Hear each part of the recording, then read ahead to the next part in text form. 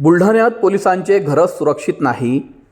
Police वसाहतीत 5 फ्लॅटमधून अंदाजे 20 लाखांची चोरी.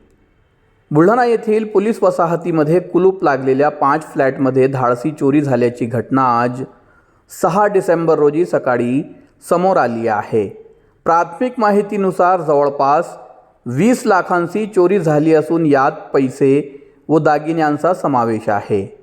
याबाबत प्राप्त माहिती अशी की बुलढाणा शहरातील चिखली रोडवर SP ऑफिसला लागून असलेली पोलीस वसाहतीत शासकीय अपार्टमेंटमध्ये राहणारे ASI वारे, पोलीस कॉन्स्टेबल रुबीना शेख, जितेंद्र सिंग ठाकूर यांच्यासह इतर दोघांच्या फ्लॅटचे कुलूप तोडून ही चोरीची घटना रात्री करण्यात आली आहे. या घटनेमुळे बुलढाणा शहरात खळबळ उडाली.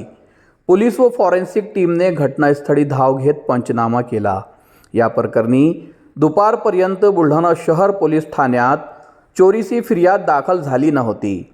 फॉरेन्सिक टीमला घटनास्थळी काही फिंगरप्रिंट मिळाले असून पुढील तपास पोलीस करीत आहे.